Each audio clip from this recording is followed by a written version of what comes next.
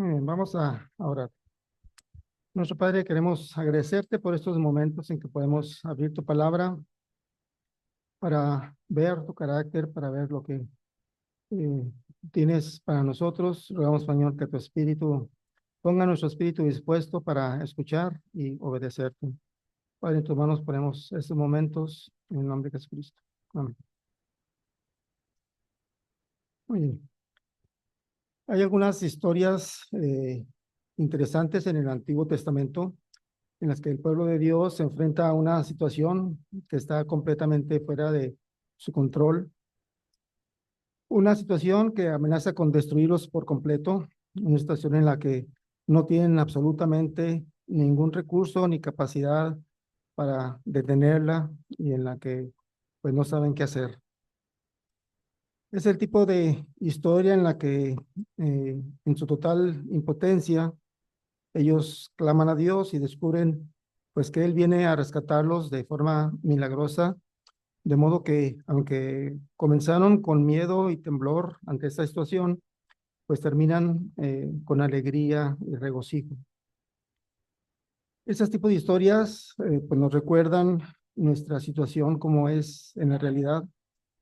Podemos pensar en que nosotros tenemos el control de las cosas que nos rodean, que somos suficientes para las circunstancias de la vida. Creemos que somos los ganadores de nuestras propias batallas, nos sentimos dueños de nuestros propios destinos, pero en estos momentos, pues realmente lo que estamos viviendo es un mundo de fantasía. Es una actitud tan predominante en el mundo actual que llega a atraernos tan sutilmente que fácilmente podemos encontrarnos cayendo en ese tipo de pensamiento. Pero cuando de repente nos encontramos en una situación desesperada que excede nuestra capacidad y recursos, recordamos lo absolutamente indefensos que realmente estamos. Entonces nos vemos en la necesidad de clamar a Dios para que Él venga a rescatarnos. Y es en ese momento en que nos vemos obligados a volver repentinamente a nuestra realidad. Y una de las historias de Dios obrando en momentos de difíciles pruebas, eh, la encontramos en el buen y piadoso rey Josafat. Eh, este, lo sobresaliente de esta historia es que en una situación muy desesperada, la llegada de un ejército invasor de proporciones abrumadoras, Josafat clamó a Dios pidiendo ayuda con esas palabras. Oh Dios nuestro, no nos juzgarás tú, porque nosotros no hay fuerza contra tan grande multitud que viene contra nosotros. No sabemos qué hacer y a ti volvemos nuestros ojos. Esta es una gran oración por parte de Josafat. Expresa la actitud de un hombre que tenía un firme sentido de lo que era su realidad. El ejemplo de Josafat tiene mucho que enseñarnos acerca de los principios de creer en Dios y verlo obrar en los momentos de desesperación en nuestra vida. Unas cuantas generaciones antes de que Josafat naciera, las 12 tribus de Israel habían constituido una gran nación, pero el rey Salomón pues no había permanecido fiel a Dios y así el reino se dividió en, bajo el reinado de su hijo Roboam. Más tarde, el reino del sur de Judá pasó a manos de Abías, hijo de Roboam, y luego a Asa, hijo de Abías, y luego a Josafat, hijo de Asa. A lo largo de su historia, Judá tuvo algunos reyes que eran buenos y piadosos, pero también tuvo otros que eran malvados e infieles. Josafat fue uno de los reyes buenos, así como también lo fue su padre Asa. Pero hubo algo que le sucedió al rey Asa, padre de Josafat, que seguramente hizo que Josafat no olvidara esta acción. Al principio del reinado del rey Asa, este lo guió al pueblo para que dejara todos los ídolos y buscara al Dios de sus padres. Dios le había concedido paz por todos lados, por lo que ordenó que se reconstruyeran las ciudades fortificadas de Judá.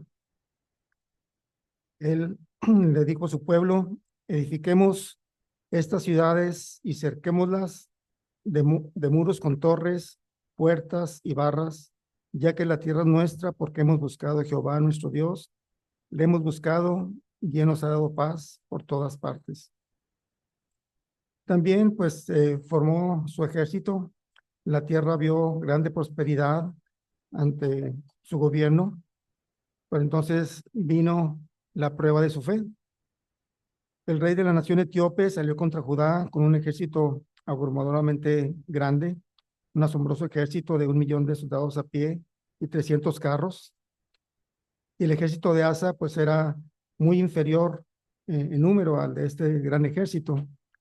Y por eso Asa se refugió con un clamor de gran fe delante de Dios. Le dijo, oh Jehová, para ti no hay diferencia alguna en dar ayuda al poderoso o al que no tiene fuerzas. Ayúdanos, oh Jehová, Dios nuestro, porque en ti nos apoyamos y en tu nombre venimos contra este ejército. Oh Jehová, tú eres nuestro Dios, no prevalezca contra ti el hombre. Y Dios respondió esta oración. La Biblia nos dice que el Señor hirió milagrosamente a los etíopes y los hizo huir delante del ejército de Asa, de tal manera que pues nunca se volvieron a recuperar. Fue una victoria para Dios y para el pueblo que también confió en él. Josafat seguramente creció con esta gran herencia y también pues seguramente su padre Asa le contó repetidamente la historia de Dios obrando en esos momentos de gran dificultad. Ahora, Josafat no era en absoluto un hombre perfecto, sin embargo, era un rey que apreciaba profundamente la fidelidad y el poder de Dios y que tenía la pasión de llevar adelante las reformas que había iniciado su buen padre Asa.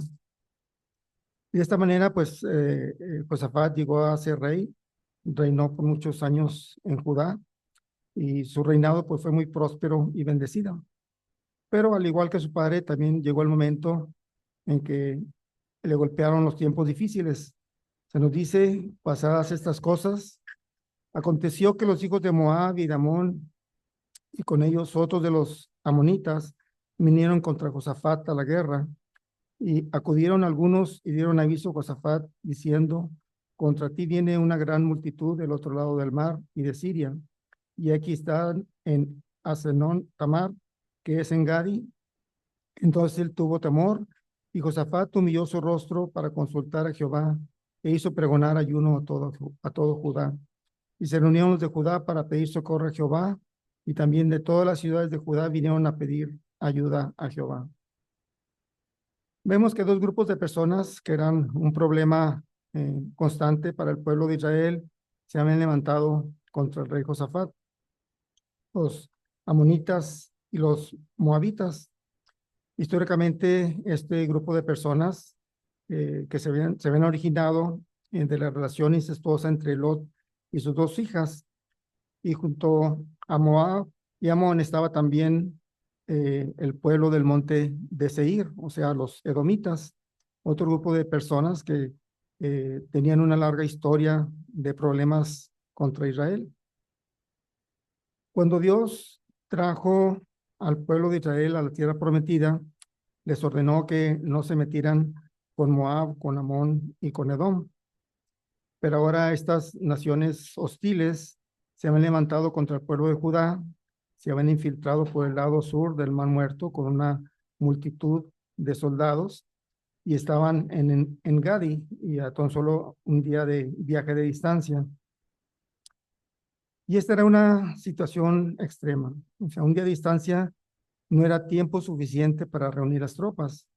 Por eso Josafat había clamado y había dicho, en nosotros no hay fuerza contra tan grande multitud que viene contra nosotros. No sabemos qué hacer y a ti volvemos nuestros ojos. A menos que Dios actuara en su favor, pues todos estaban condenados. Y esto, por supuesto, encaja con los criterios de otra historia de Dios obrando en tiempos de dificultad.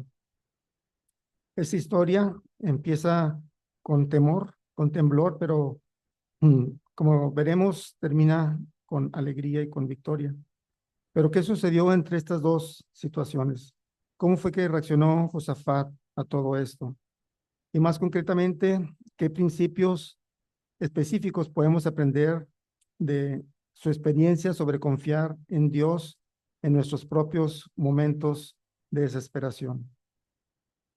Y un primer principio que encontramos es el de cultivar una confianza en Dios antes de que lleguen los tiempos difíciles. Cultivar una confianza en Dios antes de que lleguen los tiempos difíciles. Ahora, si leemos en el capítulo 20, versículo 1, vemos que nos dice el momento en que se produjo esta situación desesperada para Josafat. Se nos dice pasadas estas cosas. Ahora, ¿cuáles son estas cosas después de las cuales le sucedió todo esto? Pues tiene que ver con dos cosas muy importantes. Primeramente tiene que ver con la difícil lección que Josafat tuvo que aprender sobre la necesidad de romper sus propias alianzas con reyes impíos. Había hecho una alianza muy imprudente y destructiva con el rey impío del reino del norte, con el rey Acab. Había acordado ayudar a Acab en su batalla contra uno de sus enemigos, y pues esto resultó en un gran desastre. Acab terminó asesinado y Josafat a duras penas escapó con vida.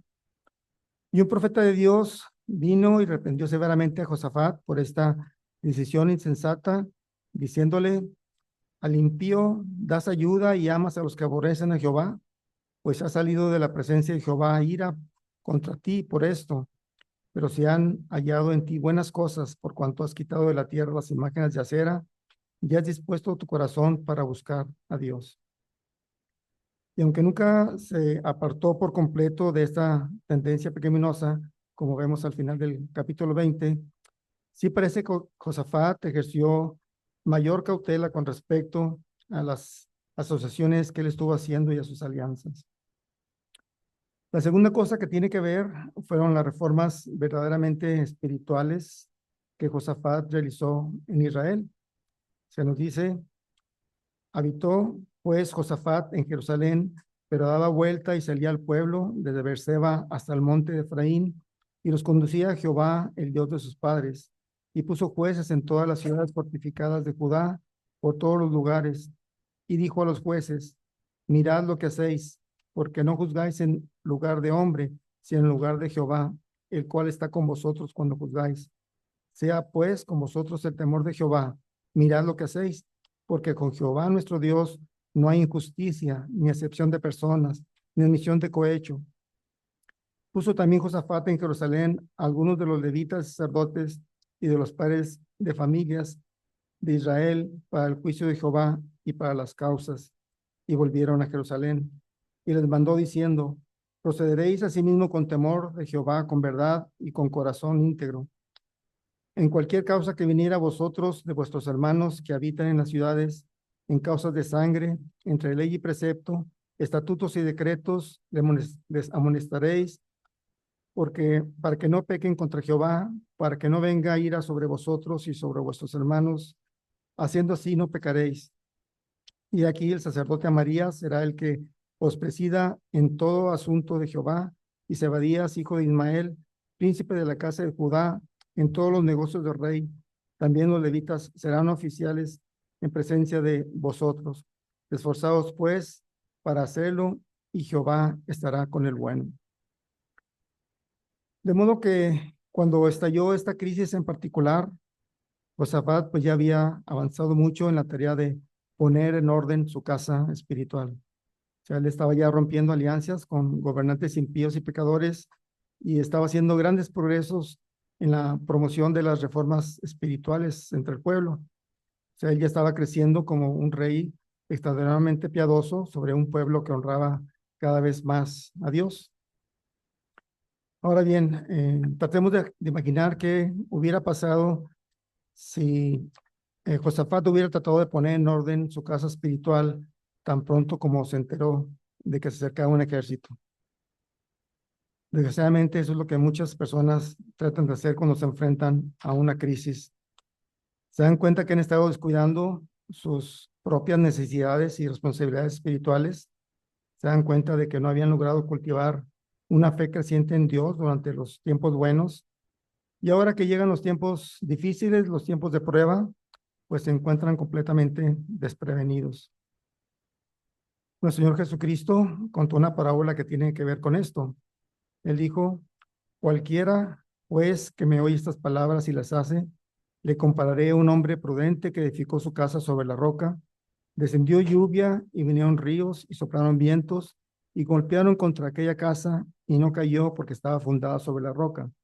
Pero cualquiera que me oye estas palabras y no las hace, le compararé a un hombre insensato que edificó su casa sobre la arena y descendió lluvia y vinieron ríos y soplaron vientos y dieron con ímpetu contra aquella casa y cayó y fue grande su ruina.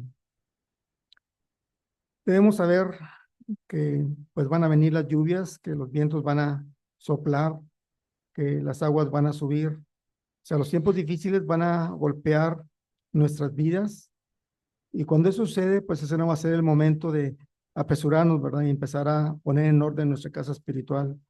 El momento de prepararse, pues es ahora, antes de que golpee el desastre. Ahora es el momento de romper los hábitos y prácticas pecaminosas. Ahora es el momento de desarrollar un hábito de lectura bíblica diaria. Ahora es el momento de profundizar nuestra relación con nuestros hermanos y hermanas en Cristo, porque pues somos un cuerpo. Ahora es el momento de desarrollar una comunión profunda e íntima con nuestro Padre Celestial mediante la oración regular. Ahora es el momento de cultivar un modelo de fidelidad y confianza hacia Dios, de modo que cuando lleguen esos momentos difíciles nos encuentren preparados.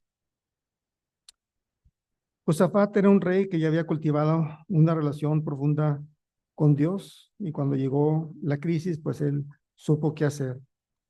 Y esto nos da un segundo principio, proponernos buscar a Dios tan pronto como lleguen los tiempos difíciles. Proponernos buscar a Dios tan pronto como lleguen los tiempos difíciles. La Biblia nos dice que este gran hombre de Dios tuvo temor cuando escuchó lo que se avecinaba y claro, pues nadie podría culparlo por eso. Pero observemos que incluso su temor, como dice el versículo 3, Josafat envió su rostro para consultar a Jehová. Lo primero que hizo cuando se le vino encima la mayor crisis de su vida fue comprometerse a recurrir inmediatamente a Dios. O sea, no como su último recurso, sino como el primero. Proclamó ayuno nacional y convocó al pueblo a reunirse para pedir ayuda a Dios, incluso a las mujeres y a los niños. Y Josafat los dirigió en esta oración. Ahora observemos con mucha atención lo que oró porque pues, nos muestra cómo había dispuesto su corazón a buscar al Señor. Entonces Josafat se puso en pie en la asamblea de Judá y de Jerusalén, en la casa de Jehová, delante del atrio nuevo, y dijo, Jehová, Dios de nuestros padres, ¿no eres tú Dios en los cielos y tienes dominio sobre todos los reinos de las naciones? ¿No está en tu mano tal fuerza y poder que no hay quien te resista? Dios nuestro, ¿no echaste tú los moradores de esta tierra delante de tu pueblo Israel y la diste a los descendientes de Abraham, tu amigo para siempre? Y ellos han habitado en ella y se han edificado en ella santuario tu nombre, diciendo, si mal viniere sobre nosotros, o espada de castigo, o pestilencia, o hambre, nos presentaremos de esta casa y delante de ti, porque tu nombre está en esta casa. Y a causa de nuestras tribulaciones clamaremos a ti, y tú nos oirás y salvarás. Ahora pues, he aquí los hijos de Amón y de Moab, y los del monte de Seir, a cuya tierra no quisiste que pasase Israel cuando venía de la tierra de Egipto, sino que se apartase de ellos y no los destruyese. He aquí ellos nos dan el pago viniendo a arrojarnos de la edad que tú nos diste en posesión. Oh Dios nuestro, ¿no nos juzgarás tú? porque nosotros no hay fuerza contra tan grande multitud que viene contra nosotros. No sabemos qué hacer. A ti volvemos nuestros ojos. Y todo Judá estaba en pie delante de Jehová, con sus niños y sus mujeres y sus hijos. Si revisamos con cuidado la oración de Josafat, encontramos que hay un orden específico en la forma en que él buscó a Dios en este momento de crisis.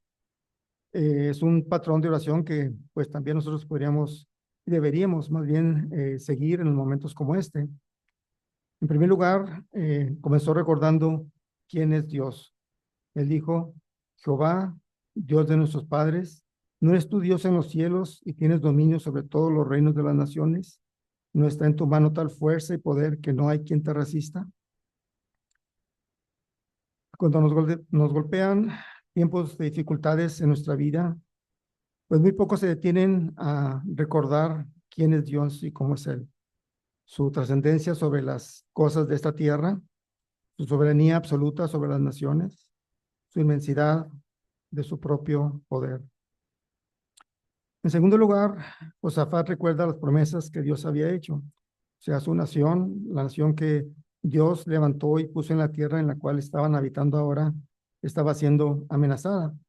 Por eso, pues oró a este gran Dios, cuyos poderosos atributos acababa de recordar, y dijo, Dios nuestro, ¿no echaste tú a los moradores de esta tierra delante de tu pueblo Israel y la diste a la descendencia de Abraham, tu amigo, para siempre? O sea, en otras palabras, Josafat recordó la promesa que el Dios Todopoderoso le había hecho a su amigo Abraham respecto a su descendencia, una promesa que ciertamente estaba a punto de ser estorbada por esta nación extranjera que venía contra ellos. También Josafat recordó la promesa que le hizo su propio bisabuelo Salomón con respecto al templo que había construido. En la dedicación de ese templo, Salomón oró y pidió que en el momento de prueba Dios escucharía a su pueblo si clamaban con el rostro hacia el templo, una petición pues que Dios prometió honrar. Josafat recordó esta promesa de Dios al respecto al pueblo al que le había dado esta tierra y le dijo, y ellos han habitado y ellos han habitado en ella y te han edificado en ella santuario a tu nombre, diciendo, si mal viniere sobre nosotros, o espada de castigo, o pestilencia, o hambre, nos presentaremos delante de esta casa y delante de ti, porque tu nombre está en esta casa, y a causa de nuestras tribulaciones clamaremos a ti, y tú nos oirás y salvarás. En ese momento de desesperación, pues Josafat buscó a Dios, recordando y recitando las promesas que Dios mismo hizo a su propio pueblo. Y esa pues es una manera excelente de buscar a Dios, quien siempre cumple sus promesas. En tercer lugar, después de recordar quién es Dios y de recordar sus promesas a Israel, Josafat se dispone a buscar a Dios, revisando cuál es la situación ante este gran Dios. Y entonces ahora pues, he aquí los hijos de Amón y de Moab y los del monte de Seir, a cuya tierra no quisiste que pasase Israel cuando venían de la tierra de Egipto, sino que se apartase de ellos y no los destruyese. Y de aquí ellos nos dan el pago viniendo a arrojarnos de la heredad que nos diste en posesión. Cuando se enfrentó a esta situación desesperada, o sea, Josafat no fue corriendo a la presencia de Dios para inmediatamente comenzar a quejarse delante de él, porque pues ciertamente esa no es la manera correcta de buscar a Dios.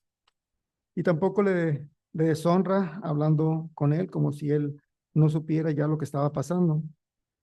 Más bien Josafat presenta ante este gran Dios poderoso, con calma y confianza, la situación tal como está, recordando sus atributos y recordando sus promesas, más bien para afirmar la situación delante de Dios que para ofrecerle alguna información adicional.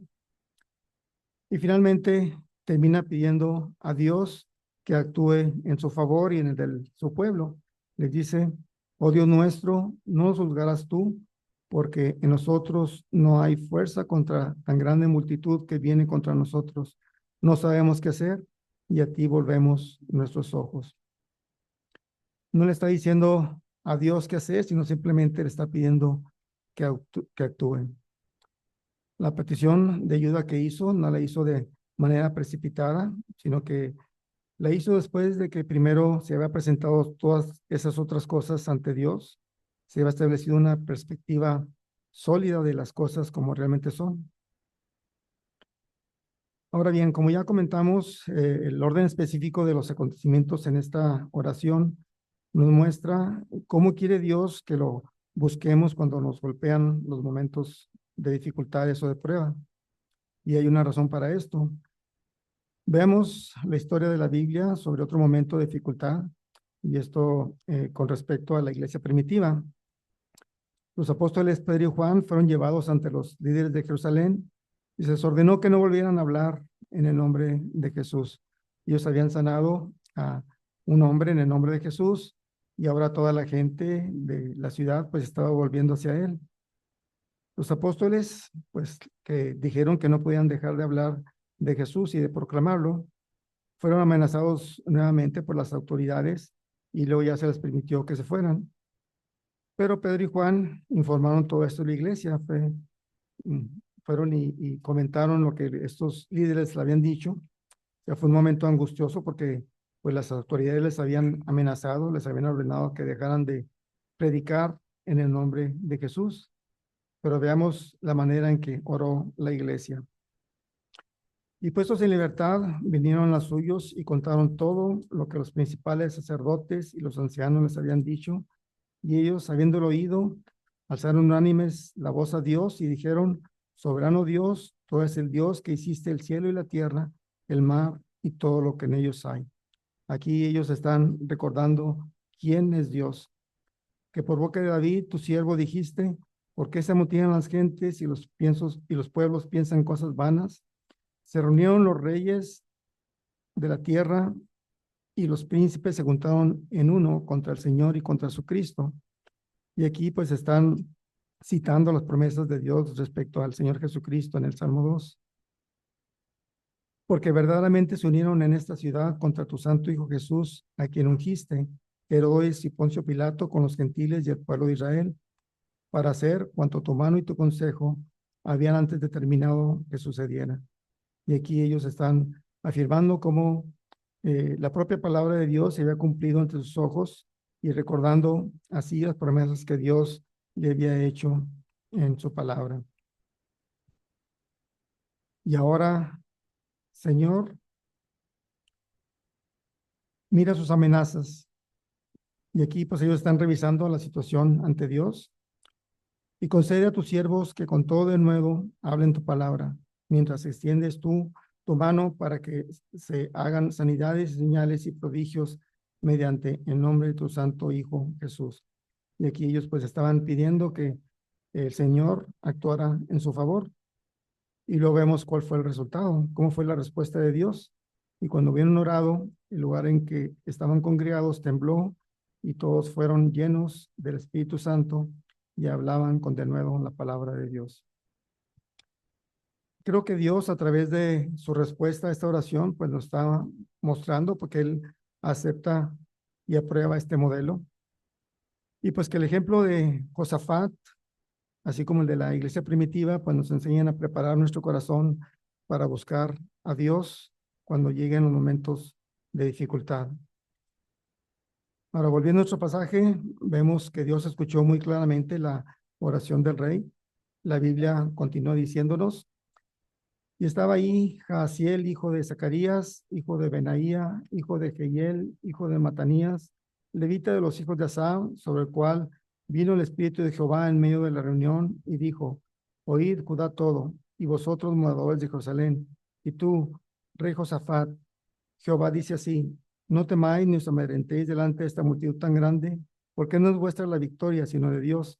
Mañana descenderéis contra ellos, y aquí que ellos subirán por la cuesta de Cis, y los hallaréis junto al arroyo, antes del desierto de Jeruel. No habrá para qué peleéis vosotros en este caso.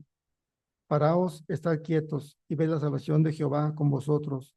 Oh Judá y Jerusalén, no temáis ni desmayéis. Salid mañana contra ellos, porque Jehová estará con vosotros.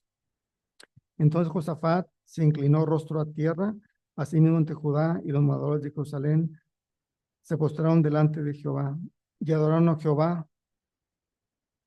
Y se levantaron los levitas de los hijos de Coré y de los hijos de Coat y de los hijos de Coré para alabar a Jehová, el Dios de Israel, con fuerte y alta voz. Y esto pues nos lleva a un tercer principio, quizá sorprendente, que aprendemos del ejemplo de Josafat, que debemos regocijarnos en Dios a través de la adoración durante los tiempos de prueba. O sea, debemos regocijarnos en Dios a través de la adoración durante los tiempos de prueba. Y me pregunto cuántos de nosotros responderíamos a la amenaza de un ejército inminente de este tamaño, formando primeramente un equipo de adoración.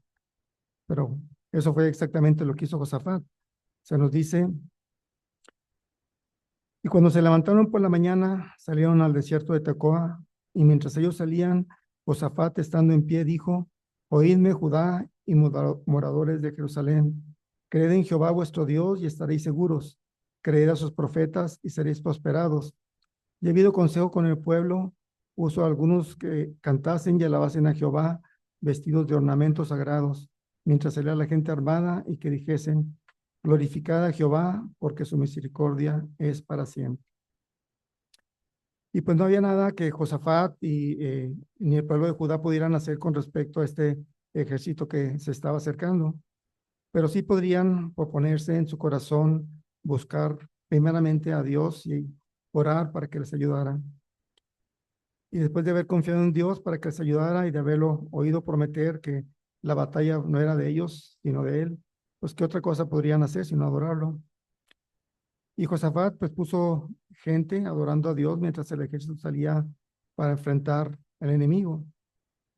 Y veamos qué pasó como resultado. Y cuando comenzaron a entonar cantos de alabanza, Jehová puso contra los hijos de Amón, de Moab y del monte Seir las emboscadas de ellos mismos que venían contra Judá, y se mataron los unos a los otros, porque los hijos de Amón y Moab se levantaron contra los del monte de Seir para matarlos y destruirlos. Y cuando hubieron acabado con los del monte de Seir, cada cual ayudó a la destrucción de su compañero. Y luego que vino Judá a la torre del desierto, miraron hacia la multitud, y aquí yacían ellos en tierra muertos, pues ninguno había escapado. Entonces, viniendo entonces Josafat y su pueblo a despojarlos, hallaron entre los cadáveres muchas riquezas, así vestidos como alhajas preciosas, que tomaron para sí, tantos que no los podían llevar. 3 días estuvieron recogiendo el botín, porque era mucho. Ahora, hay algo aquí que debemos notar, o sea, estas tropas enemigas fueron motivadas por alguna razón a traer con ellos pues todas sus riquezas y joyería fina para ir a la batalla. Yo no sé si alguien habrá escuchado alguna vez decir a un general a sus tropas, prepárense para la batalla, tráiganse todas sus joyas más costosas. Pues la única manera en que pudo suceder esto es que pues Dios los movió a hacer esto para que se convirtiesen en un botín fácil del pueblo que lo había adorado a Dios. Proverbios 13:22 dice, la riqueza del pecador está guardada para el justo. Como vemos, se obtuvo la victoria tan pronto como el pueblo de Dios comenzó a adorar al Señor y a cantarle alabanzas. Y pues eso nos enseña que siempre es bueno adorar a Dios aún en los momentos difíciles. De hecho, lo mejor que se puede hacer en estos momentos de dura prueba es detenernos y adorar a Dios, porque como se nos dice, tú habitas entre las alabanzas de Israel. O sea, el enemigo es derrotado tan pronto como comenzamos a adorar. Otro principio que encontramos en el ejemplo de Josafat es que pues debemos bendecir a Dios con nuestro agradecimiento cuando en esos tiempos de prueba hayan pasado. Debemos bendecir a Dios con nuestro agradecimiento cuando esos tiempos de prueba hayan pasado. Y este capítulo cierra con estas palabras. Y el cuarto día se juntaron en el valle de Beraca, porque ahí bendijeron a Jehová, Y por esto llamaron el nombre de aquel paraje el Valle de Beraca hasta hoy. Y toda Judá y los de Jerusalén y Josafat a la cabeza de ellos volvieron para regresar a Jerusalén gozosos, porque Jehová les había dado gozo, librándolos de sus enemigos. Y vinieron a Jerusalén con salterios, arpas y trompetas a la casa de Jehová.